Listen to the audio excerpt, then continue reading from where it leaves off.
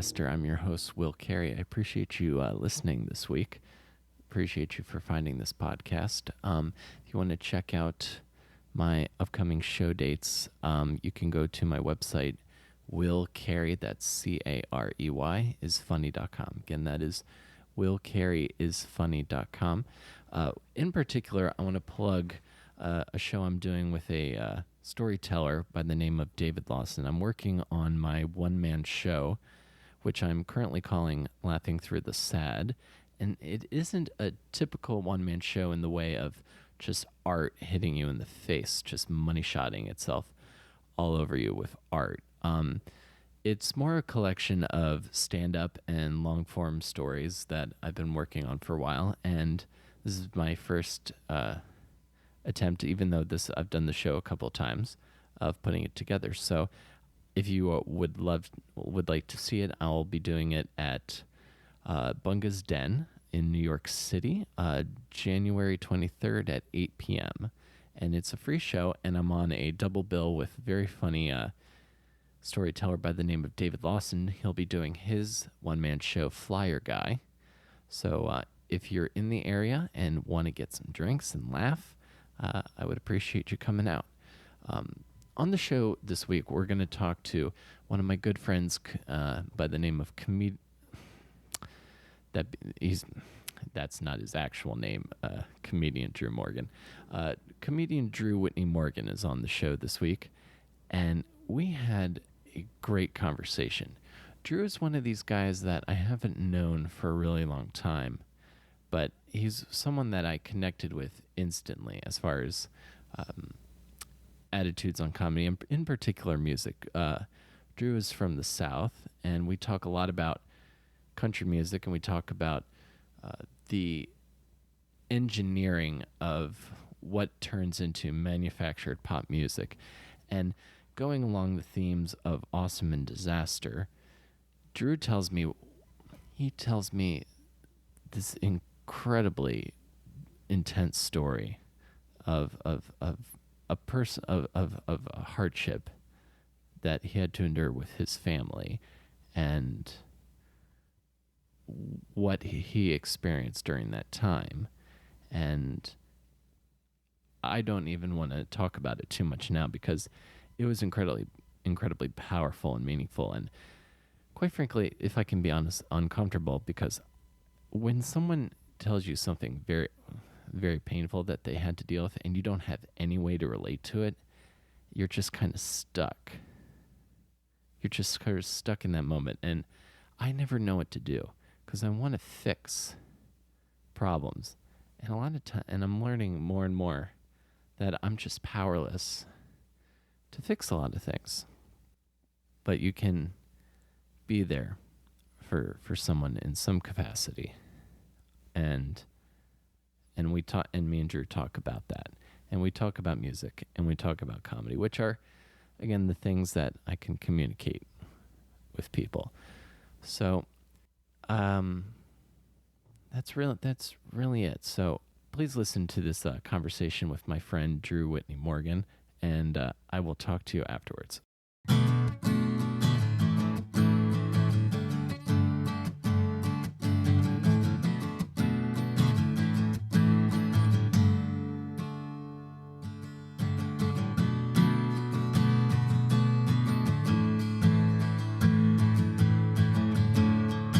It's sort of like to me at least, it's like a very off-putting kind of personality trait. It's like, I don't know who you are as a human. I just know that you have big ideas. Right. You're ambitious, but that's all I know about you. Right. And you're right. That is especially, a lot of people don't like it when women have that. They hate it. Yeah, they really don't like it at all. And I hate it, but I hate it on everybody, so I hope that it's an equal opportunity thing for me. Yeah, just like an across the board, this sort of personality type is hide annoying. your ambition or make it. I don't know. Maybe I'm wrong though. Like lately, I've been wondering if I am in the minority, because I notice some people speak positively about people where I'm like, oh, I thought that person felt fake. Oh, maybe that's how you're supposed to. I don't know. You know? Yeah, I do, because a lot of times I get the feeling that I'm not privy to something, that other people know About that or just generally? about probably about that specifically. Like, oh, is this what you do? Because a lot, I've been in New York for like a few years now, so I remember certain people that I saw a lot, and then I didn't see them for a while, and I was like, oh, I wonder whatever happened to that person. It's like, oh, they've been writing for that show, or they've been in Los Angeles being successful. And I was like, wow, what did I miss? Because we were doing the same bar shows and open mics 3 years ago. You know? Oh, that's interesting. Yeah, I mean that's part of it. I also just generally I meant more like people are like into it. I'm not expressing myself very well. I think it's a separate question to ask whether or not being that kind of person gives you a higher likelihood of being successful in comedy or otherwise. But a question that I was getting at is whether or not people want to be around people like that. I didn't, and I thought most people felt that way. And then as I'm paying more attention, I'm like, no, these really openly ambitious people are attracting people. But the caveat I was saying was usually that means men. Really, really openly ambitious women seem to turn off people. Yeah. And that's sexism. Yeah. That there's definitely sexism, I think, playing into that. I think the people that are attracted to the hyper ambitious are people that are maybe, I don't know if they're people trying to find coattail or get in an entourage or see that person as the key to their ambitions. But it all just seems like kind of a lot of hollow. Right. Well, see, that's what I was going to say, because don't misunderstand me. And I don't know how you feel, but I love ambitious people. I just don't trust these openly ambitious people who all they seem to be able to talk about when I see them are their ambitions. And the reason why is I think this is bullshit. You're insecure about what it is you're doing. That's why you're telling everyone about it, which means you're not actually working that hard. I actually love ambitious people. I just don't like the openly ambitious. It just feels greasy. Yeah. There's the kind of openly ambitious that, like, if you and I were to, like, be shooting the shit after a show and they're like, oh, I had this idea for a web series and I've got this written and I want to do more and I want to shoot this video or I want to do this show versus the guy at an open mic who's giving you his card. Right, exactly. That's exactly what I'm getting at. Yeah. And then it's like, and hands you your card and talks about, oh, I'm just working on all these projects or whatever. And it's like, what? I just asked you if you saw the game or whatever. Right. And it's like, and then you look on the back and it has like 5 to 6 social media platform links, 2 of which you've never heard of. Yeah. Because they're hip to it. Right. They're going to be the new, like, they think that they're going to be the Vine star of whatever that platform is. Yeah. Yeah. Right. No, that's exactly who I'm talking about. People that are trying to get in is like, no, dude, Twitter's dead. You got to get on on Snapchat. No, dude, Snapchat's dead. You got to get on Instaflack or something. Comedy's dead. That's what died. Stop talking to me. Yeah. I worry that I'm going to be the first comedian that if it doesn't work out and I'm just going to look back, I don't want to be the first guy to go, man, if only my meme game was stronger. If only I had more of a presence on Reddit. Oh man. As far as visibility goes. I think that'll be your choice. I think just like you're choosing not to do that, you can just choose not to think that that's why. Right. I'd rather do things that I really like and hopefully find people that really like them as well, because I think there's a higher quality of relationship there. You mean do what you believe in, and then when you attract fans, you'll keep them forever because you're doing something you believe in? Yeah, that makes sense to me. It's probably bad. I don't spend a lot of time thinking in that term. I guess because it's not a question for me. It's like... Well, it's probably not I'm good. still just trying to figure out what it is I want to do and say, and I'm not going to say never, because I hate speaking in absolutes, but I don't feel like I'll ever be like, what should I talk about that will attract fans? Although I do like thinking about what are people interested in. You know? Yeah. I like to think, and it's probably bad if you think too much about that and are too calculated. I've tried to find things that I really enjoy that things that I like first, and then hope for the rest of it to kind of fall in place. That's so funny because I think that accurately describes the main difference between the way you and I do comedy. Because I like to think about what I don't like, and then talk about that, like why I don't like it. Right. Like I feel like I come from a very this is what's wrong place on stage. Yeah. Well, I'm trying to think of the first time I met you, because I feel it was relatively recently. I think we were both on a show at the Creek, and I remember you doing some like a drug story. Where you rolled around on the stage. So the story is about doing drugs and listening to music, and then the part where I roll on the stage is me talking about music and what I think's wrong with music of today. And I was talking about social media and all the things you just were lamenting. Yeah. And then I rolled around the stage while impersonating Jim Morrison. I think we met before that. Yeah, once like or one other twice. time. Yeah. But that's probably the first time you remember me, which I guess is a good thing. Well, because I remember I had seen you before, and then I remember you going on, and then you went on stage at that show, and I was like, oh, I'm gonna stay. This guy's really funny.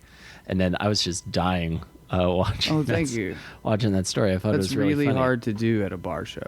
It is, but like the one time that it happens, it's like a meteorite hitting a. Oh, thanks. I've definitely done it where it's more like a, what in the hell is going on this stage scenario? Right. Where it's like, 6, 7 people and they're just not with me, and so I'm, as you said, rolling around on stage, and it's just like, what's going on? What's wrong with this guy? Yeah, like people, like bar show audiences can't handle anything that isn't like their drunk friend, like the comedy equivalent of like their drunk friend quoting Borat. I think yes, maybe. I think it also has to do with the size of the crowd. I think that if people feel anonymous in a crowd, you can get away with more. I've noticed recently, for example, places where the lights are brighter, it's harder to do sex. It's harder to do crowd work. It's harder to do anything mean where there's a victim anywhere because people don't want other people seeing them laugh at these uncomfortable things. Right. So I think that's related to what we were just talking about. Like, I'm rolling around. That's weird. If it's dark and there's a lot of people there, you can laugh at this weird guy. Sure. But if it's bright and or there's not many people there, it's like everyone's like, oh, I got to also wonder what's going on. I can't connect with this. That's too much. And what are some of the points you make in that bit about what's wrong with music today? Because that's like one of the 3 things that I can connect with other human beings about. It's like Star Wars and music are the other 2. And the third is soccer. Right. So what were, refresh my memory, what were some of those points about what's wrong with music of today? So the bit is me talking about, I do the stuff about drugs, and in that I'm listening to music, and my wife's like, let's go to bed, and I'm like really connecting to the music or whatever. And it's about how music is sort of my religion. Yeah. And what I mean by that is if there's any proof that I can offer to anyone as to why I'm not an atheist or an explanation, it would just be like this. I would just play them a song, whatever was on my mind or heart that day. And I know that's cheesy, but it's just how I feel. And I love music, and I think it's unexplainable. I think the more science looks into it, the more mysterious it gets for me. I love it. So that being said, I said, in the bit I'm saying, that's why I'm upset that rock and roll, as we used to know it, is dying. And I don't think that music's gotten worse. I think that's a misnomer. I think there's plenty of great music out there. But definitely, popular music has become more, I guess, streamlined. Yeah, it's more a product on a factory. Right. They know what as works. Opposed to like a product that's like made in like a tiny shop. Right. And they know what works and they go for it, and that's fine. And because of the internet, you can get around that, and that's great. But I do miss a time when mass-produced music was also really amazing. Right. And my theory as to why it changed has a lot to do with our give it to me now, let's always be connected culture. Like in the bit, I talk about how something changed when we started being backstage with the rock star after the show, and when the rock star was expected to tweet to their fans. And sure, it's not them, it's one of their publicists or whatever, but the point is, we think they're just like us. That was the plan of the industry when they started doing these things. Let's make them more relatable. Right. Well, once upon a time, rock stars were not relatable at all. They were shaman. They were priests. They were, and some people would say gods. I mean, rock god is a phrase. It's a. Yeah, absolutely. They were like a mysterious entity. Exactly. That you didn't know what their origin was. Right. But they had powers. Exactly. That they displayed by their emotional effect on you through singing or through playing or instruments. Right. And you heard about it or you saw it the 1 or 2 times a year they were on television. And that was it. Or when they came to your town. Right. So you saw it in person, you heard about it from a friend, which is how a lot of religion works, really, if you think about it. Or, like Elvis would be on television, but people would faint. That's one of the things I talk about in a bit. Elvis would shake his leg, and 16-year-old girls would faint. Yeah. That is incredible. And, we see a little bit of that with, the One Directions and the Backstreet. The girls get really excited. But they're a lot younger girls, so they're more apt to believe in these things.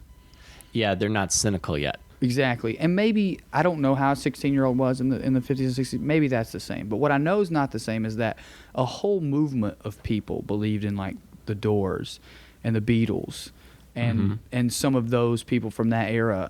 Led Zeppelin, I mean, the stories you hear about Led Zeppelin, it's insane. Some of them, they're monsters in it. It's they supposedly fucked a girl with a fish or whatever. Yeah, Mud Shark. I remember that. I guess, and I looked it up once on Wikipedia, and they claim it was somebody from another band, and it was totally consistent. But the fact that was a thing, whereas now, I mean, I'm sure some of those stories exist, but for the most part, the mystery is attempted to be removed because there's this attempt to make them seem like us, and I think that's a mistake. I think that, and I think that it helped Jack White's career. Remember when everyone didn't know if Jack White and Meg White were brother and sister, or married, or both?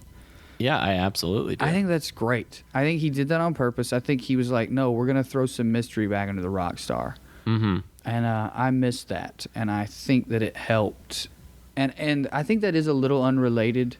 It's related, but it's not exactly. That's one thing that's wrong with music. The other thing that's wrong with music is just the quality of it. And I know everyone says that, but I just think it's true. I think they know what works, and they're afraid. And I get it. They spend so much money. Right. They need a sure thing. Yeah. A lot of money gets invested, so you're gonna go with formulas. I remember reading one article where someone said basically all popular music is between this many beats per minute, right? And it always gets to the chorus usually within 30 seconds, or the hook, right? And you can use, and some of that can be used. I guess there's a certain level that some of that can be used as from a songwriting standpoint.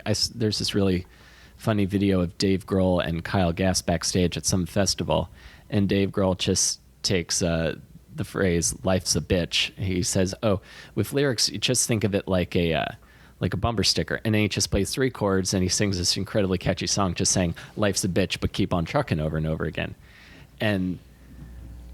But I think, and definitely in the game of making pop stars or people that are going to connect with whatever the mass culture is, because there'll be one person that'll squeak through, and then it'll be watered down immediately. Right. Usually.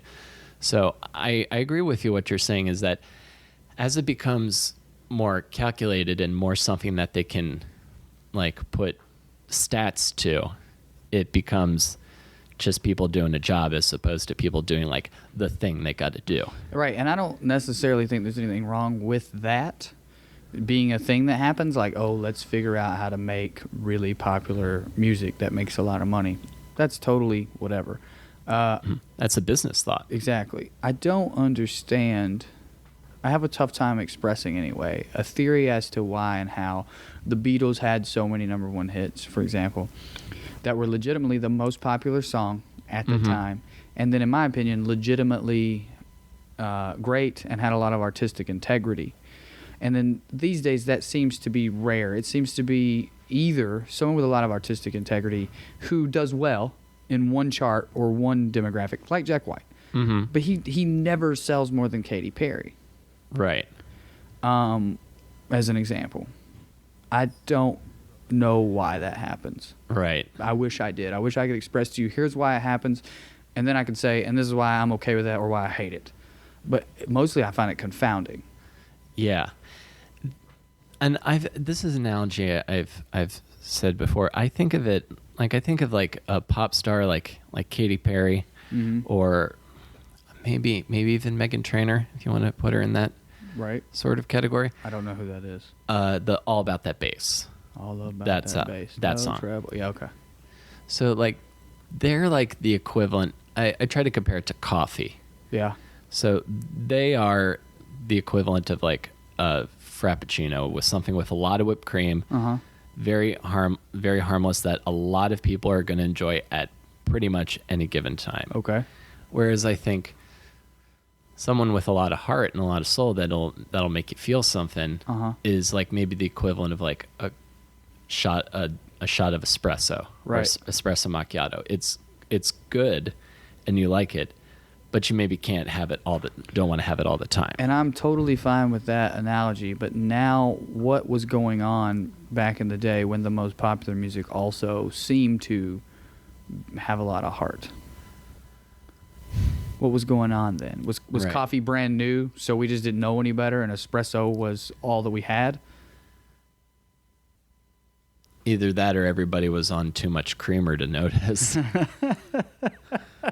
That was really funny. That's Sharp. the only thing I can think of. I wonder, I just thought this. I wonder if back then, if I sound like some piece of crap fan of popular music to someone who says all the Rolling Stones was a watered down, no heart, frappuccino or whatever your analogy was, version of the blues that they stole from black Southerners and people from Chicago. Yeah.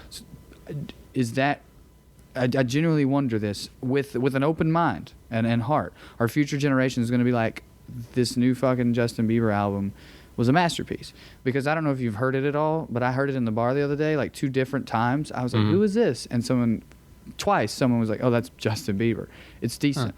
I heard like one of the newer singles. I can't remember. I don't know what the name of the song is called, but it's actually a pretty Right. decent, catchy pop song. So do you think that in the future we're just gonna sound like, hateful, cynical bastard? Like people are gonna be like, no, that was one of the greatest pop records of all time. He completely changed, or maybe not be anyone is going to be that who we would say, oh, you're just a factory produced whatever.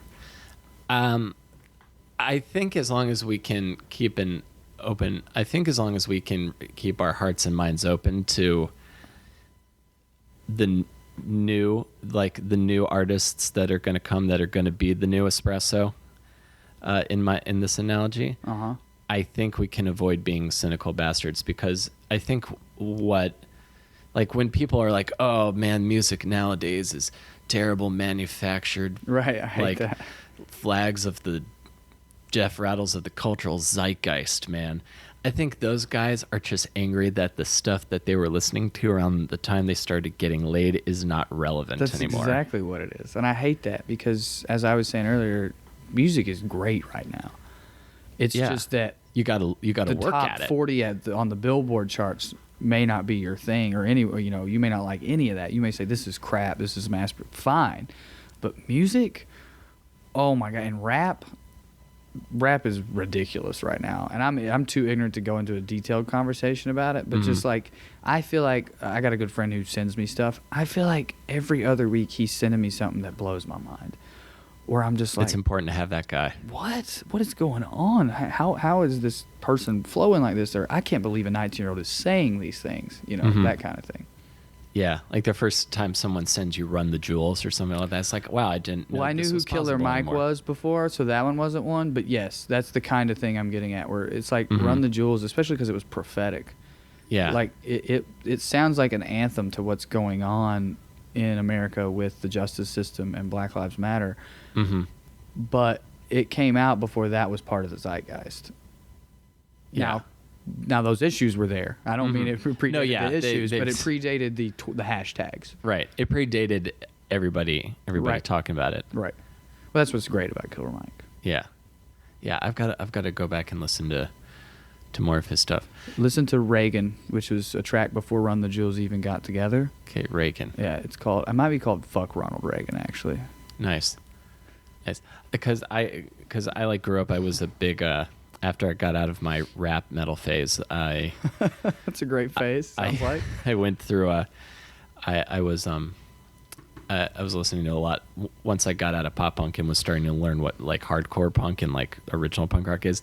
So many songs about fuck Ronald Reagan. Really? Yeah. Like every punk band from like DC at the time had a fuck Reagan song. That's great. Yeah. Like there's certain tropes of every musical genre, and maybe you can identify with this. There's certain tropes or types of songs that repeat. I mean, country music got ruined. That I really like. Yeah, this is what I want to talk to you about, because you're from Tennessee, right? Yes. So country music is probably like in your blood a little bit, right? I would say yes to that. Mostly Leonard Skinner, but a lot of country music too. Mm-hmm. Yeah. Can you tell me like the first country record Can you tell me the first country record you listened to where you're like, oh my gosh, this is really great? Like, what was the first country album that like really blew your mind open? Honestly, probably Jason Isbell or Sturgill Simpson, which would have been in the last 3 or 4 years. Okay, yeah. The reason why not bad is because I grew up listening to a lot of 90s country, which was great. There's a very specific thing when you say 90s country. Garth Brooks completely changed Nashville. He completely changed Nashville. Nashville did not know what to do with him when he got there. He sold 1 billion records, and they were like, oh, well, this is the new formula. And it was the formula for a little while. So now there's songs that really, really have stayed with me through the years. A lot of Dolly Parton stuff. Mm-hmm. She's from East Tennessee, and she would sing about things I could really identify with. A lot of the religious stuff reminded me of growing up. And then just her voice. She sounds like everyone's grandma where I'm from, but like better, right. you know. Uh-huh. George Strait had some great ones. Amarillo by Morning is a song I've loved since I was 8 years old, and I get in arguments with my friends back home all the time that it's his best song. Everyone else says it's Cheyenne. Mm-hmm. Back to Cheyenne is the name of it. These are all like 90s country superstars. Mm-hmm. Now, before Garth Brooks. Yeah, and then, well, around the same time. Mm-hmm. But he was a young guy to a lot of these folks. Okay. Yeah. Strait and Dolly came around in the 80s. And Gotcha. then Garth Brooks, you know, he had a band. He had great live shows. It was sort of rockish. It was super pop. Mm-hmm. And it was phenomenal. And I mean, and I say that with no irony. I don't care what anyone says. Garth Brooks is one of the greatest American musicians, and his band has played some of the most incredible pop records. Mm-hmm. They're country, quote unquote. But when you hear people talk about how country went pop, Garth Brooks is the beginning of that. Right. He invented it, and now it's been honed down to a formula. And was Shania Twain around this time? She was later. Awesome. She was. So she's part of what country music's response is to the Garth Brooks to scenario. Garth Brooks. Yeah. So Garth Brooks hits, and then so Nashville is always the big industry town for country music. Yes. So Garth Brooks hits, and then all of Nashville decides, okay, metaphor-free lyrics and songs about your truck. How do we get from Garth? Because Garth Brooks is great. Garth Brooks is great. So let me rephrase that. I didn't mean to be to oversimplify it. So, that unfortunately is the result of the path he started. right. So can you tell me how you get from Garth Brooks, who has some heart and I would consider an artist? Totally. How do you get from him to, we're not going to have metaphors in any of the lyrics. We are going to sing songs about your truck and leaving work early. How does it get to Money? Garth Brooks has outsold the Beatles by some metrics. And so Nashville, of course, had to say, well, how'd that happen and why? And he expanded his fan base. His fan base was everyone that George Strait was selling to. Mm-hmm. They were buying those albums too. So like the farmer in Wyoming was buying Garth Brooks records. Right. But also like teenagers in Connecticut were. And it was the beginning of Nashville being like, wait, we can sell country music outside of the South and the Midwest? Mm-hmm. And not just a little bit. Like we can really sell country music.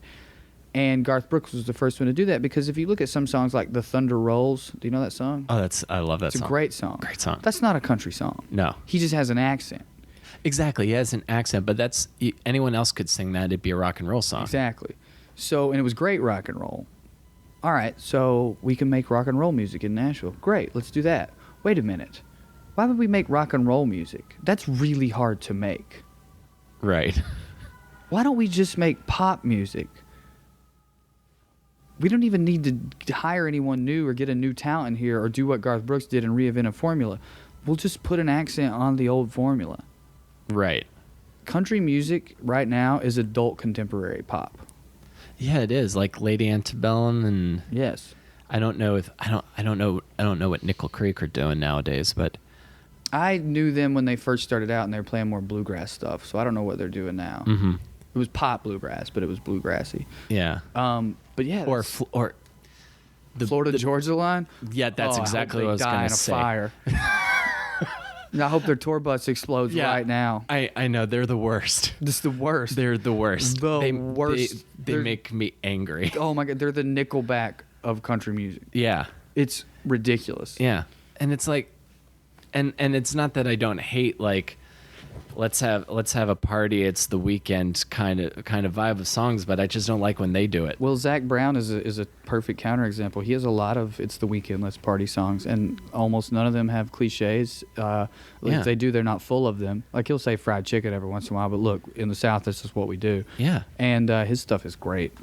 It's great. Oh yeah, I know. I haven't listened to everything he's done, but he puts out a lot of good stuff, and he covers Rage Against the Machine. What's he live. say? He's a jam band guy who just has an accent. So I think that's the good and the bad of Garth Brooks. Is Garth Brooks said, "Hey guys, Nashville, we can make whatever songs and music we want," and people like Zach Brown said, "Oh shit, we can." So I can cover Rage Against the Machine, but people like the producers and the executives went, "Oh yeah, we can. I'll just make Britney Spears, but I'll put her in cowboy boots." Right. So And that's again, it's Shania Twain.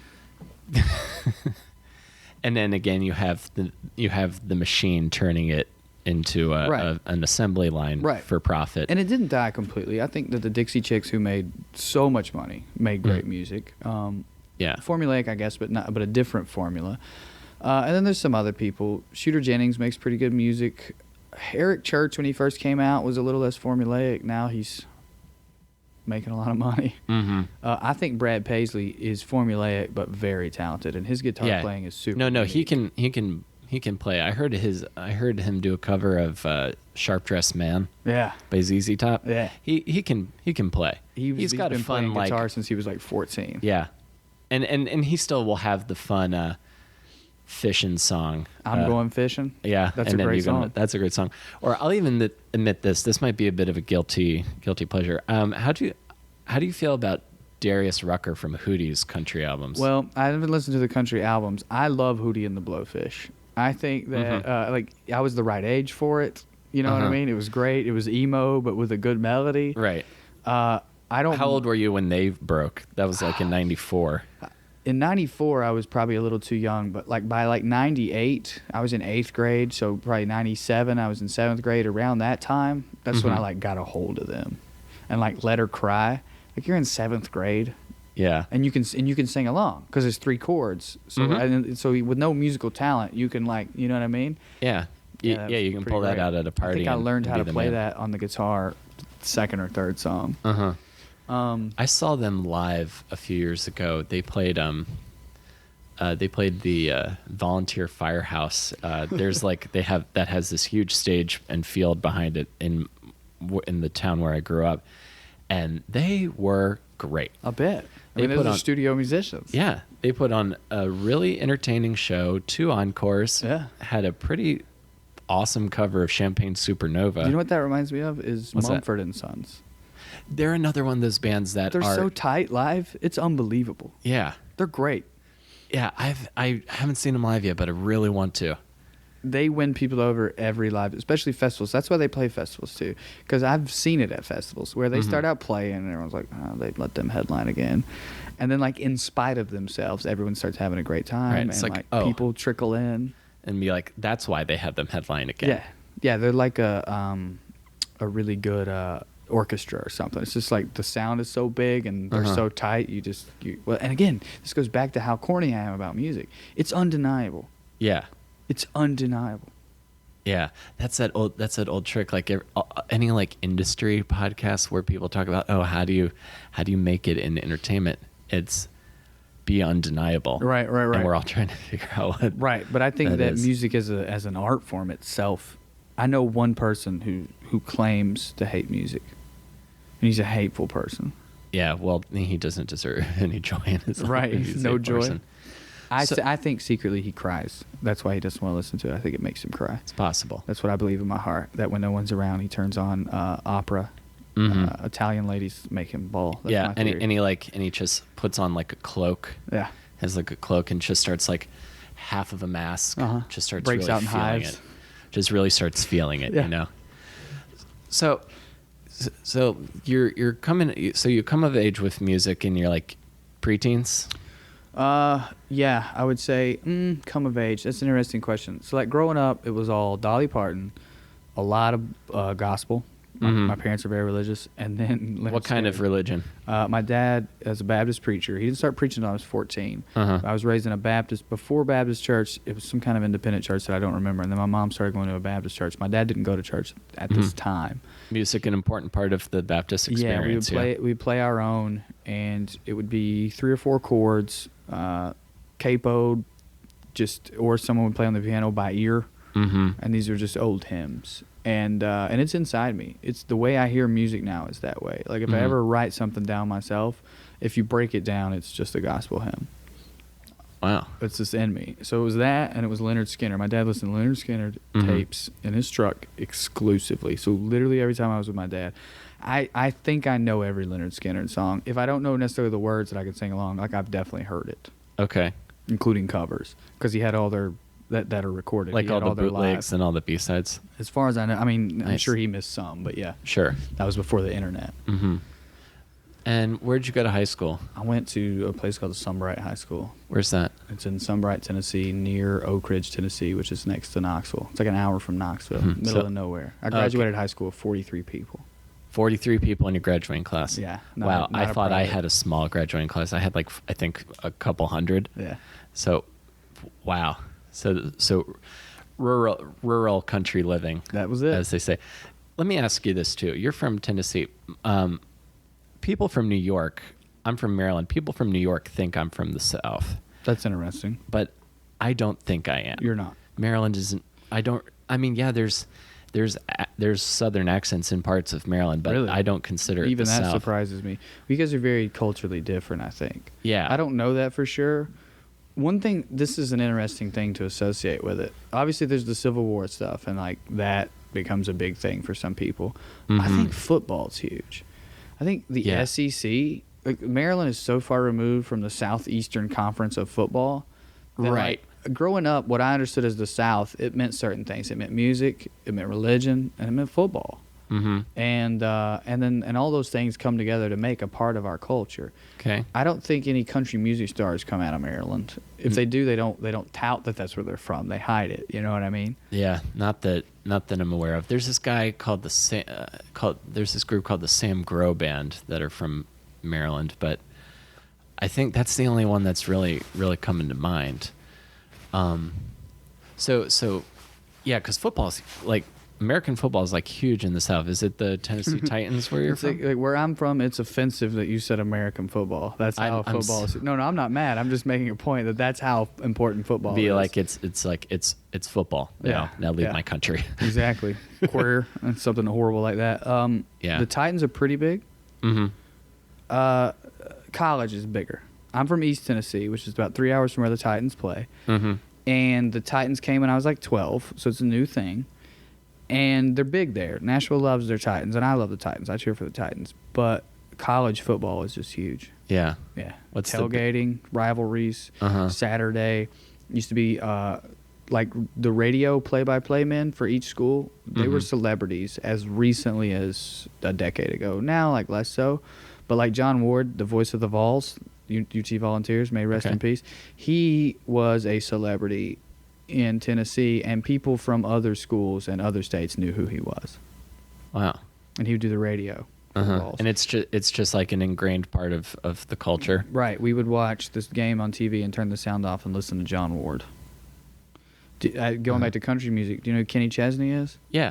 He's a huge pop country guy. He makes like beach music, but he's from East Tennessee, and he has a song called "Touchdown Tennessee," and it's about John Ward. It's a whole song dedicated to and about John Ward. Wow. Yeah, That's awesome. So, 2015. This is a lyric. 2015, 10 and 5. Your voice was our eyes, and we could see. Touchdown Tennessee. I gotta listen to that song because normally every time someone tries to write a sports song, it always comes off like a kind of like a fight song almost, or like a big more, like marching band thing. It's more melancholy because he was retiring, and now that he's passed, it's super sad. Super melancholy. Does he still play it? It's not great by any means. Probably. I don't know. I don't go to his concerts. Right. Fuck Kenny Chesney. Right. Yeah.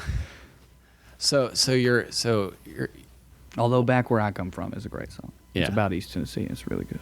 Cool. So you graduate high school with 40 people. Yeah. What happens after that? Do you go to college or? Yeah, I was 17 and I went to college. I graduated when I was 17. I was the youngest one in my class. I went to college in Maryville, which is right outside of Knoxville. It was about an hour and a half from my house, which I thought at the time was far away, which is funny and I guess typical of someone who grew up in a town that small. Yeah. Well, I went to college an hour and a half away, and I thought I was in the big city. Right. When I went to Towson. Right, I did too because I was close to Knoxville, so that counted. Yeah. Yeah. And so this is like new world and music's coursing through you. What are you studying? I started out English and writing, and I switched to political science. And I didn't know why. I just liked the class better. So Yeah. political science. So did you? So you always had an interest in writing and yeah, politics? I always had an interest in writing. I never had an interest in politics. Yeah. I think that I just like the international side of it. I think like thinking about the world in big terms appealed to me. I don't know. I mean, I was an ignorant hick, and I was just like, oh, political science, that's whatever. Yeah. Suits me. I think too, I looked at some of the people in my writing and English classes, and I was like, and it's a shame that I thought in these terms. It truly is. But I think I was like, oh, I'm not like them, and not in a bad way. Like maybe in a self-deprecating way. I was like, I shouldn't be here. Kids who just had read so many classical novels and they had tattoos and they cried a lot, and like me now would make fun of those kids, but me at the time I was like, oh man, something's missing about me. I don't belong here. I'm a jock. Or whatever, because I played sports in college. Sure. What'd you play? Football. What position were you? Safety. What? And I know so little about this sport. Defense. Say what does I guarded the safety receivers do? and Okay. then tackled, the running back. If Gotcha. they came to So the person trying to get the quarterback, you get in the way of that guy. No. So the person trying to get the quarterback would probably be like the defensive lineman. I would literally guard the receivers, the person the quarterback's trying to throw the football to. Okay. Like I would be guarding them, playing defense on them. Okay. All right. So you played sports in college. Did you graduate with a degree in political science? Yes, and a minor in writing. That's how that ended up. Interesting. Let's see. I'm trying to trace how comedy plays into your life. You are a fascinating human being. I think Drew. on paper, maybe, yeah. Well, comedy started before that. I was obsessed with it growing up. Like I remember my uncle bringing over like Jeff Foxworthy tapes so everyone can listen to them. That was the first comedy I heard too. And I didn't think it was as funny as everyone else did, but I loved the rhythm. And I think the first comedy I ever listened to though was Jerry Clower, who is a storyteller / comedian who had tapes, who's like literally from the 50s. That my mom would listen to his tapes, and they had these long stories, and I do long form now, as you were just referencing. Sure. And I think I was maybe influenced by that. I don't know. Also, I'm influenced by a lot of preachers growing up, so that's part of it too. Yeah. But in high school and in junior high, I watched Comedy Central instead of whatever else. And then the way some people get obsessed with music, as I was saying earlier, I'm super into music now. But in high school, like I would listen to music, and I was really into the Rolling Stones and Pink Floyd, which was weird because my friends were into whatever else. But like I connected with comedy in a strange way. Like I would watch Comedy Central, and back then Comedy Central was a lot of stand-up. Yes, it was. I have seen so many 30 minutes, half hour Comedy Centrals. Like, Is there one that you remember really Greg sticking out to you? Fitzsimmons. Okay, yeah. Loved it. I mean, in some of his jokes, it was perfect too because like Pablo Francisco or somebody like that was very funny to a 14-year-old. Mm-hmm. But I think even then I could tell, maybe because I was kind of a smart kid or whatever, you're doing the same thing. Like, I get it. You can do voices. Like, I didn't shit on him by any means, and I'm not shitting on him now. He's hilarious. But that was great, but I didn't really connect with it. But the thing about Greg Fitzsimmons was amazing comedian, amazing joke writer, but he had enough kind of, I don't want to say juvenile, but like stuff that a 14-year-old would be shocked by. That I just this guy, you know what I mean? Because he was the best, but also shocking. Right. And you at 14, if you're a guy, I mean, not everybody obviously, but for me, like I was like he has one about seeing Ron Jeremy at a gas station, and he knew it was him because when he pulled out and when he got done pumping his gas, he pulled out and sprayed the hose all over the front of the car. Now at 14, I thought that was the funniest thing. Looking back on it, I go watch his special. He also was a great joker. He wasn't just making those jokes about pulling out like that. I mean, he had some really, really good stuff. He wrote for the Ellen Show. Like, he's brilliant. So that was my favorite in high school. Yeah, that's because I talked to Mark Reese also. Yep. I think you know him, and because I relate to that too. There's something about comedy, how important those Comedy Central was in those half hours too. Yeah. I think it's why our open mics are flooded, though. People our age. Yeah. Yeah. Well, also because this is January when we're talking like everyone's New Year's resolution to finally try stand up. Yeah. They're doing it, and God bless them if they stick with it. Yeah, I mean, the next Chappelle might come out of that crop, but like, so many people just, I don't know. I try not to complain about it because it's like, it's good in a way. I need more competition, and I don't want the art form to die, et cetera, et cetera. It just feels strange. I think the problem is, like, with music, like, you have to at least believe you can sing or know how to play the guitar or both. Right. In stand-up, I've noticed that people can convince themselves that they should do it, and they don't have what the equivalent would be of the ability to carry a tune. Right. The rough equivalent of kind of hitting the notes for stand-up is still abject failure, probably. For sure. So, like, a complete inability to hit any notes is just surreal. Did you start stand-up in college? No, I wish. I'd be a lot further and better off. Nope. Watched it all the time in college, too. Would quote it to people. I would steal comedians' jokes. I would tell stand-up jokes to my friends. The closest I came to it, I would do funny songs at parties. I had one, this is shameful, called I Think My Roommate's Gay. I learned a very important comedy lesson with that, though. I did it at a party one night. My friends kept egging me on, and I finally did it. It was the first time I'd done it in front of not just 4 people. Sure. Brought the house down. And then right when the literal standing ovation subsided, of course everyone was drunk and they couldn't believe I was doing it. Right when that subsided, this dude goes, "Yeah, fuck queers." Oh, God. And my roommate, luckily, because I was so, like, taken aback, kicked that guy out without me having to, like, take responsibility. You know what I mean? Like, in front of everyone, be like, "Fuck, get out. That's not what my song's about," or whatever. But it was still, like, I was like, oh, like, my satire sounded real to that guy. That's interesting. Because the song is just about, it's about homophobia, but it's about your own homophobia that you have to, like, come to terms with. But it was stupid. I mean, it was just dumb. It was 22-year-old, like, wouldn't it be funny if you were, like, had a gay roommate and then that made you nervous? But it wasn't like, and fuck that guy. It was just like, how awkward would that be? And but the you learn a lesson. Right, the Neanderthal doesn't understand what satire or irony is. And I'm not sure I did. I think for me, it was just like, that would be funny. And I look back on it, there's no lyric in there where I'm like, that was hateful. None of it was hateful. But actually, do you know the comic Jay Whitecotton?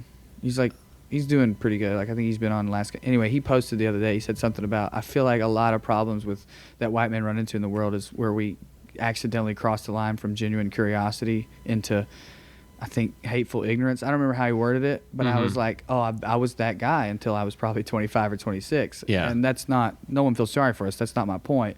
Yeah. But anyway, I think that's what that was about. That's the closest I came to it early on, though. That wasn't stand-up, but that was me trying to be funny.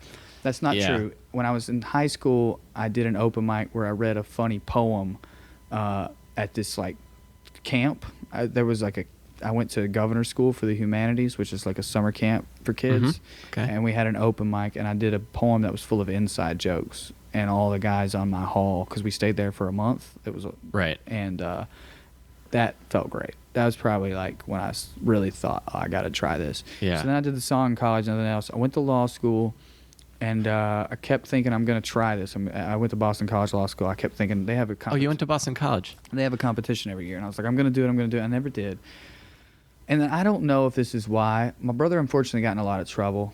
He's in prison now, and I was working Sorry my to hear first that. job out of law school. That's okay. As a public defender, it was a lot of stress, and I was miserable. Yeah, I Those hear. two things kind of came together, I often wonder if being so miserable is what finally spurred me at 25 years old to say, yeah, I'll do it. My wife said, hey, there's this competition. I think you should try it. She knew that I'd always wanted to. And I said, yeah, maybe I will. She's like, well, I signed you up.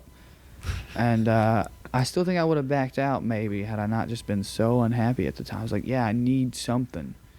Right. And that I was can't it. imagine, like, yeah, if you're a public defender and you have like maybe 7 minutes to prepare for a case, and it's like several people's like lives and future are on you at a day, I can imagine wanting to get a laugh would be Right. of urgency. There's a lot of gallows humor too Uh-huh. in the public defender community. If you want to be shocked, it's hard for comedians to be shocked. I truly in my heart believe that Dave Attell would be freaked out if he hung around guys who defend sexual predators. Uh-huh. It's just they've Yeah. seen too much. I bet that, and you have to put on a certain amount of armor to work with that, because Yeah. there's always this archetype in like legal shows and police procedurals of the lawyer who will never defend like a guilty person, but there are people that have to do that. Well, also, like someone I mean- had to represent Gary Glitter the 3 times that he got For sure. convicted. And it, just my honest belief, and no one has to agree with this, but it's the truth. You're not a moral person if you're a defense lawyer and you're above defending someone who's guilty. Like you're a shitty person, in my opinion.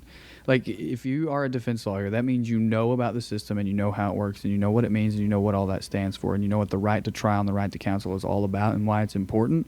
Mm-hmm. Fuck you. That you've decided that you're more important than all of that. Right. You're not moral at that point. You're Right. just selfish. Everyone still has their right to trial in a jury. And how do you jury. know? How do you know that person's guilty? Right. How do you know? Well, they had it on tape. He walked in and shot. Why? Do you know why? Have you asked that guy why he did it? What if that dude was molesting him? Mm-hmm. What if he was molesting his son? Like, do you know what I mean? Like, yeah. there's just and those always are all something. and those are all the things that I think probably most people don't think about, like all those those gray areas, because and I might It's all gray. yeah, but people don't want to think that it's No. gray because people need certainty, or else They want to feel good. right. Everyone wants to believe that our justice system is this black and white process, or even if they don't want to believe it's black and white, they want it to say it gets a certain result and there's a finality to it. Neither one of those are true. The And results it's are infallible. Never makes a mistake. right. Neither of those true. The results rarely are black and white or clear. They're often murky. But Mhm. more importantly, and this is what people don't realize, there's no such thing as a happy ending there. Let's say you got a guy and he didn't do it.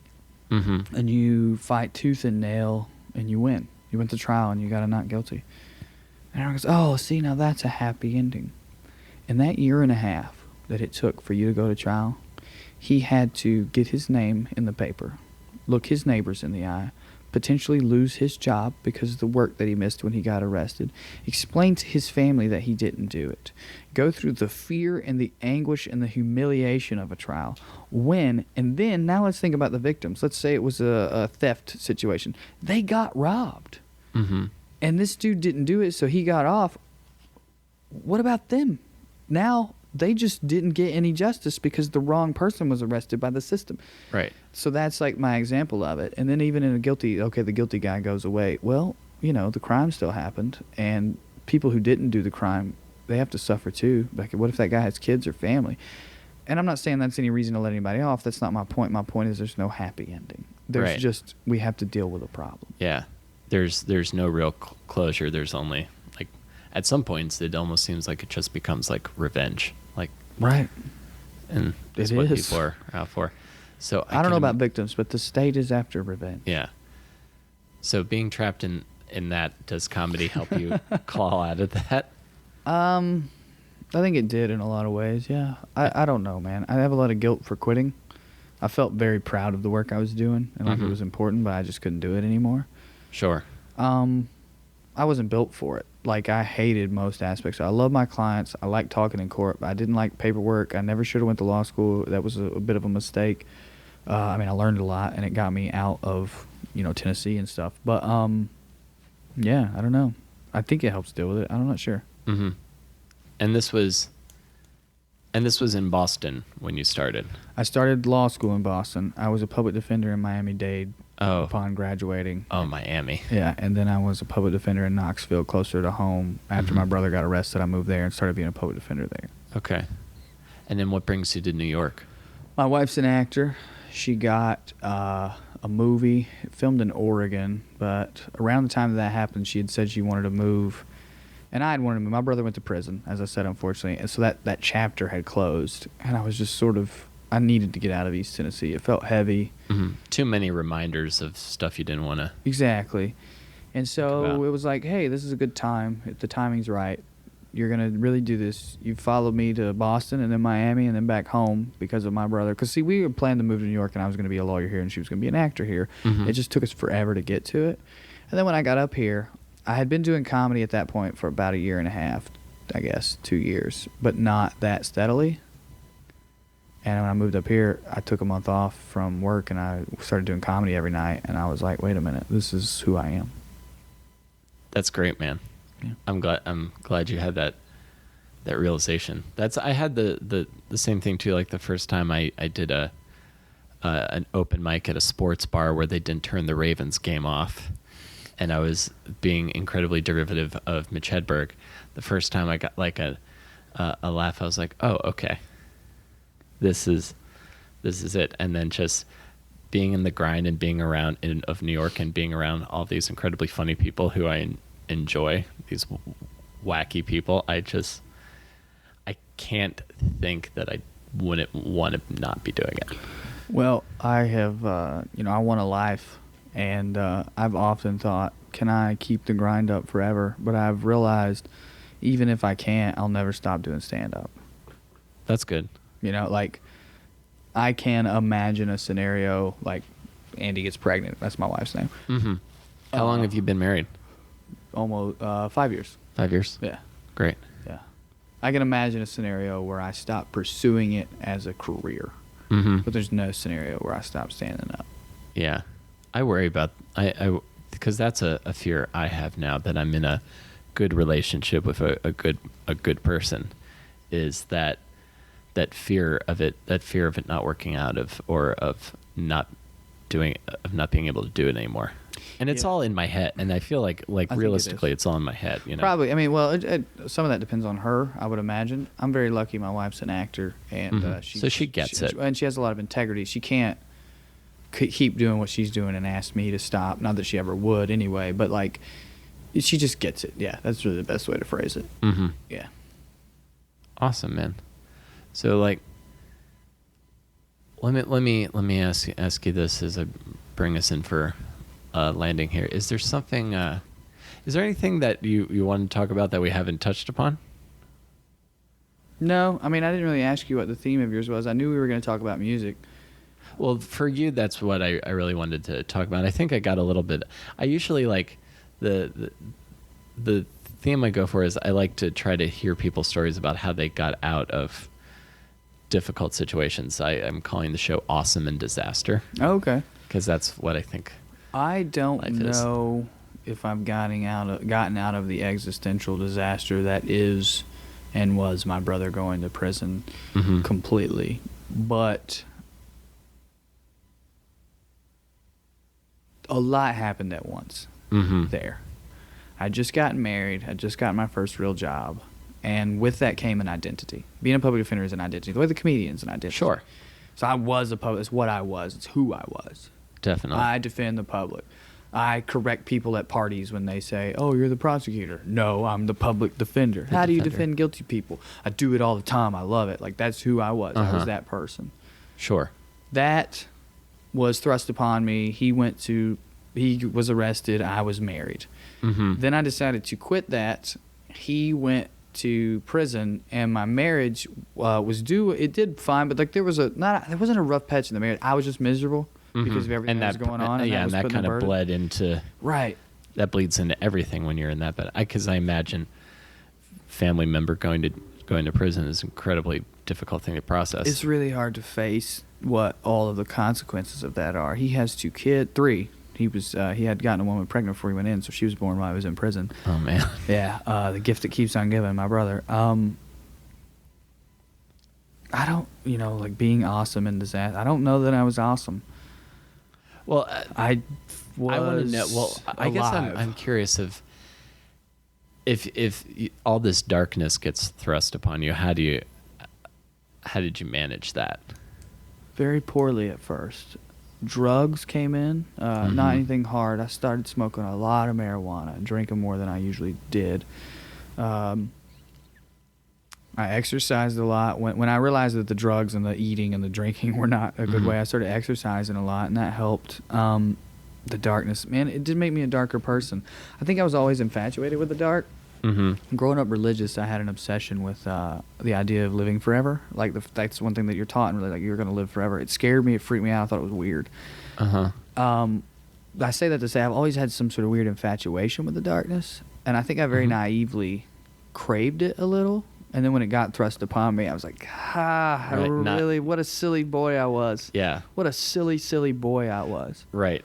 When you actually, it's like the ultimate, be careful what you wish for. Exactly. Not that I was wishing my brother would go to prison, obviously, but I was like, I'm interested in this. And, all these writers I love, they're always dark, and they've had these things happen to me. And I think some stupid part of me was like, I can't wait for something to happen to me. And then it did, and it was like, fuck. It's the worst.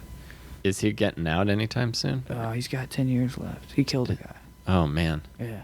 Yeah, I don't know how much you can talk about it, but he's got. I can talk about it as much as you want. I mean, I don't know how much you want the weight of this. I mean, it's real heavy. No, I as deep as you want to go, and then I think we'll have to talk about that Indian summer song. Okay. at the end, but. Goddamn, dude! I didn't know that about you. I didn't know that you had to go through that. Yeah, I mean, well, I had to go through it less than quite a few people. I think I always say to my wife, I'm like that was one thing I kept telling myself and my wife, which she would always say that's not healthy, but I would say I'm like in 7th place in this pity race here. My brother had to go to prison. His wife had to send her husband to prison. His 2 kids at the time had to watch their father go to prison. And then my 2 parents had to watch their son go to prison. So that's 6 people at the time. And then now he's had a daughter, so maybe there's arguably someone ahead of me whose father, when she was born, was in prison. Where I was like, you guys are way ahead of me on the shit that you're going through. On the pain train. Yeah, the pain train. That's exactly it. Damn, man. Yeah. So do you feel that, because if you got your first job around this time as well as the public defender, do you feel that his going to prison was factored into your like pride and determination of your work as a public defender at the time? Maybe. I know that what happened was it changed some things and how I approached it. You can't help it. Like, this is going to sound sort of profound, but it's not. It's just a matter of fact of what happens. When you go through that, when you're talking to a client and looking their mother in the eye and saying, look, I know 8 years sounds like a long time, but if we go to trial, they're going to try to get him for 25. He should plead guilty because he did it and they got him. And I don't have an argument. That conversation is different when you know what that feels like. Right. And it would be for anybody. Again, that's nothing about me being special or profound. Any human being would know and feel differently after going through it themselves. Right. Yeah. You can have greater empathy for the person, and then probably maybe help them a bit more than someone who hasn't. Perhaps, and you definitely understand their pain. And I'm not even sure you have to have empathy. You could just think about what happened to you. You know what I mean? You don't even have to say, what's it like for you? You could just say, this is what it was like for me. And you understand the weight of those things, of that conversation, more than you could possibly if you'd never been through it. You know what I mean? When you know what your own mother went through. Sure. When you know what your own brother went through. Yeah. Yeah. So. Yeah. So, yeah, it affected me. And then I think it affected me, too. My brother was a drug addict. That was the start of his problems. I had a lot of drug addict clients. That was a problem. I was sad a lot. Yeah. Like, I would just meet people and I was a little cynical, too, I think. You know, they'd be like, Mr. Drew, I want to do this and that. And I'm trying to get, and I'd just be like, okay. Kind of in my head, rolling my eyes. Sure you do. Yeah. That's what they all say, kind of thing. The sort of overly ambitious thing kind of comes back, but in a more twisted way. Oh, yeah, for sure. That's a good point. So yeah, it was. It made it hard. I think. I mean, it's already a hard job. I do think it made it harder. Yeah. It didn't make it easier. I know that. Right. There was no like. Now I know what it's like, so it's easier. Sure. Yeah. Yeah. Well, fuck, dude. I'm glad Super you were able bummed. to. I'm as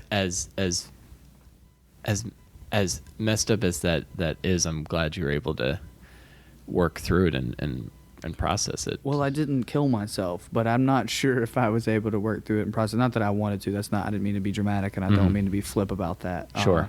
I just. I'm not sure if I've worked through it. Do you know what I mean? Like I know that I'm better than I was, but it'll never be great. Like the sadness that I feel for my parents and his sons will never go away. I don't think. Right. Fuck, man. I'm sorry. It's weird, right? Yeah. Well, but it's real. Again, it's like one of those things is like I wish these are moments when like I wish I had the Obi-Wan like really smart thing to say that's gonna. Yeah, no, I've tried to talk about it in stand-up some, and I can't because in order to introduce the topic that you're talking about, I have to do the background, and that's too much for most audiences. It's so funny, and it's sort of a beautiful thing. It really is. Yeah. A human being's need to connect with you, and how uncomfortable that they feel that they can't when you express something sad. You have no idea. Right. And you know in your heart, like you specifically, you're talking to me right now. You know that you have no idea what that was like because it's such a unique thing. You've had your own tragedies. I know, and I'm not being flippant about those. Oh, yeah, but like absolutely. This thing happened to me that's so weird and unique. But there's this human desire to like say something to make me feel better or connect with me, and you can't, and it's so strange. And I think it's funny. I really do think it's funny, and I've tried making fun of it, and it doesn't work. Because I've had people say things to me. I swear to God, they say things to me like, "Yeah, my sister, she got like her third DUI this year," and like that's super sad. But like, fuck you, you know what I mean? Like, yeah, but like they don't mean anything negative. You got shot. I know exactly. I know what you mean. Like, right? I had to get a tetanus shot the other day, and exactly, it was bum. Yeah, because there's that, or like I think maybe some people's maybe a comedian's instinct is try to go for the joke or what have you, and then you People just have nothing in that moment. But yeah, it's like I've gotten that a few times, and one time it worked in that people laughed, but it was an older comic. It was when I was doing like professional rooms like back home. It was like a headliner. I don't remember who it was, and like the feature and some other comic laughed. Yeah, but it wasn't a good joke. They just laughed because of the power structure in that room. And I just kind of looked at the guy, and he's like, "Oh, are you sensitive about it?" And I was like, "No, not at all." Yeah. Like I'm not gonna laugh at your fucking stupid joke, but I'm also not gonna be like, "Yeah, I'm sensitive about it. You're a prick." I'm like, "You're not getting anything." Sure. I was just like, "Oh no, I'm not sensitive at all," and he got super uncomfortable. So yeah, that's the comics thing. The normal human thing is to try and connect with you. I think that comes from a good place. Yeah, usually it does. It's bad. Like, you know what I mean? Another thing is people will tell you everything happens for a reason. If anyone's listening right now and you care to take notes, just write this down. Never say that. ever. There's don't never a think- I don't reason think- to say that things happen for a reason. There's never a reason to say that it's part of God's plan. I don't care who you are or what Yeah. you believe. Never say that to anybody. Even if you believe it, just because you believe something doesn't mean you can be an asshole. So never say that to anybody. Yeah, I don't think that's helped one person ever in Ever. the history of language. It's never been anything. Like even if there was like a caveman who and it was like some sort of like guttural thing and we were communicating via sound, I still don't think it would have helped that person. No, it's never. It's not. It's almost like you just kind of like, It makes you angry because this is the thing. If someone says that to you about a tragedy and you believe them, then you just get mad. right. You're like, wait a minute, this was God's plan? What a dick. Yeah. And like that's the other thing. Like if there was a God and he like if I were God and I planned for like my brother to do that, I wouldn't want anybody to know that that was my plan. I'd be like, don't tell anyone that my plan was that mean. Yeah. Yeah, because they'll have a lot of questions for me, and I'm not going to be able to answer all of them. Right. Other than to just say, mysterious ways. Right. And I need to keep the numbers up. They're making more atheists. And I do every think that day. people out there, because my family's very religious and my parents sort of fall into this, I think people need to believe in that sometimes. But you can have a faith and not think God has a plan. Like that's not, you know what I mean? Right. So there's no Well, yeah, reason. like So just religion- don't say it, everybody. Yeah. Well, yeah, because like the religion and faith, don't say it, and then God is one thing, and then everyone finds their other thing. It's like almost like the AA thing. I've never been, but God just is for whatever. They make God whatever it is to get them through the steps. You know where I think you could tell that story other than the awesome country album that we have to make now? I would be in for that. I've got some songs. Me too, dude. Great. Yeah. Well, this is going to happen. Yeah, it is. That story, I think, like you should, like, I don't know if you've ever gone to like storytelling shows or The Moth, they would, I have a feeling that they would carry you out of that building on their shoulders. Yeah, well, I don't want it to be for that purpose, but I do need to get it out of me. I've told an 8-minute version of it where the theme was I was 25 and I had a plan. But then this thing happened and plans get ruined at the dump at the creek. Yeah. And it went pretty well. Great show. And it felt good, but I was weird. And that was probably 2 years ago, like when I first moved here. And I haven't told that version of it since. And then Dean Masello has a one-man show he's working on called I'm So OCD. And he had me open for him at QED. And at the time, I was thinking about maybe doing something, and I did a 20-minute version of talking about the trial and my family and pain pills and their effect on the South. It was called Murder Pills Jesus, and I didn't like it.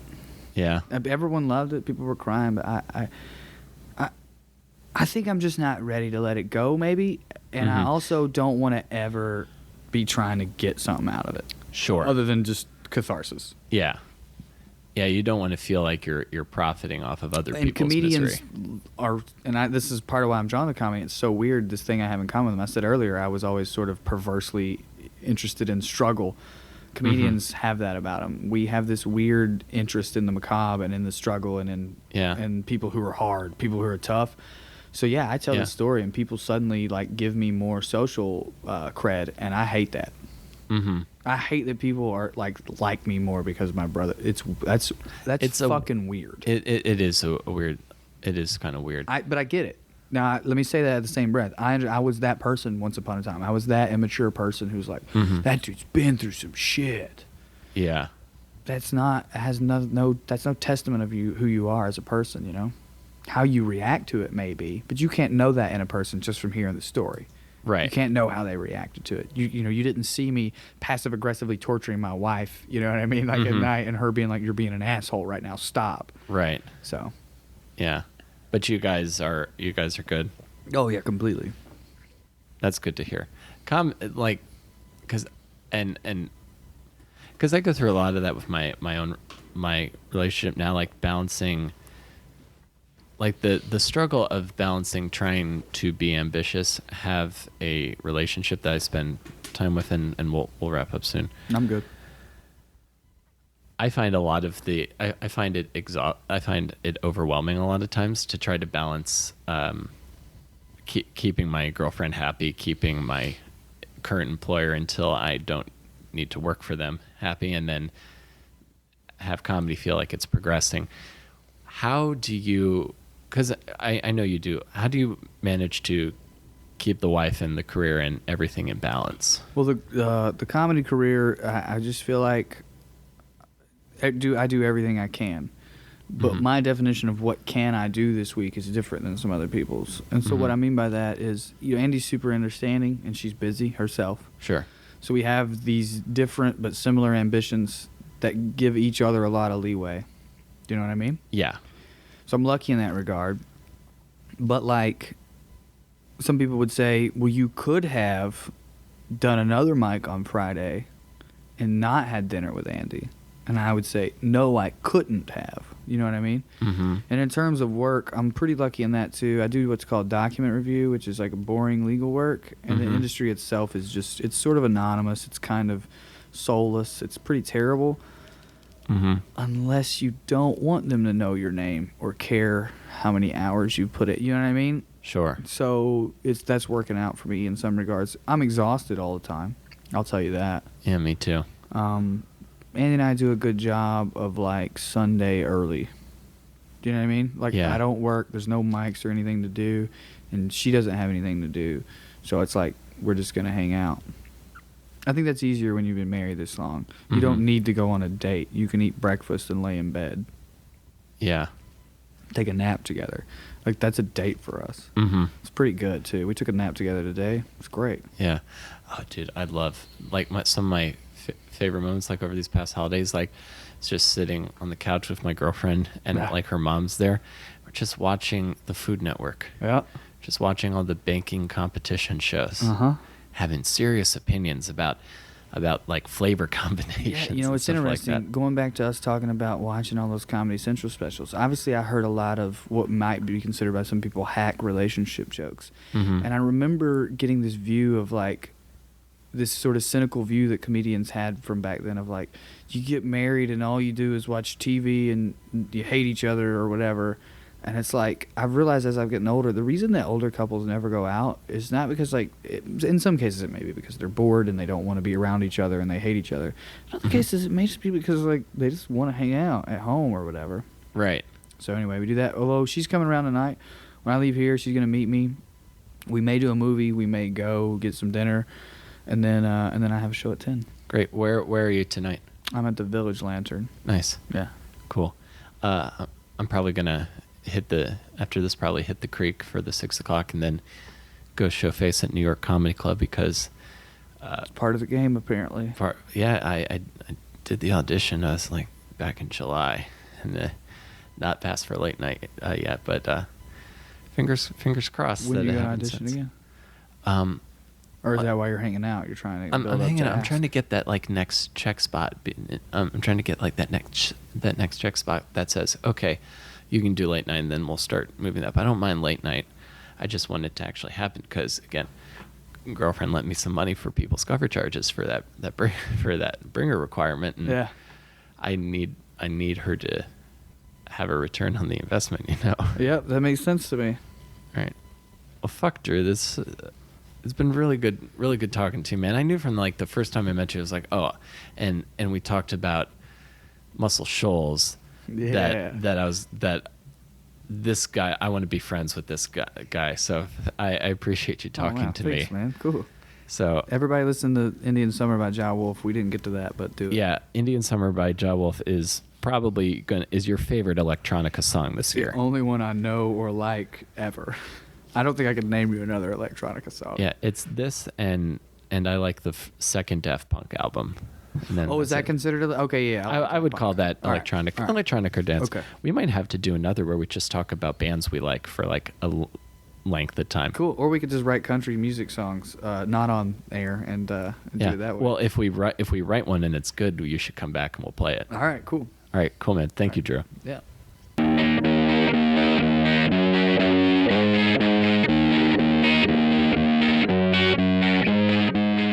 Okay, folks, that's the show. Hell of this episode this week. I want to thank Drew for being so open and sharing his life with me, and that was an incredibly powerful conversation, and I got a great deal of catharsis listening to Drew, and just talking about, again, some of the more lighthearted things we talked about in that conversation, as well as the story he told. I just was blown away by the power and the resolve that he has. And if you have anything at all similar to that in your life, I hope that you're dealing with it, or if you've dealt with it, then congratulations for getting through the darkness. But if you're still there, just know that you're not the only one who's in the darkness, and we're all going to bump around until we find the light. So that's the show. Thank you for listening. Go to my website, willcareyisfunny.com, if you have any inclination to check out anything else that I do. And again, if you can be at my show January 23rd at 8 p.m. at Bunga's Den, I'll be doing my storytelling show for free with David Lawson. Thank you for listening, and I'll see you next week between awesome and disaster. Take care.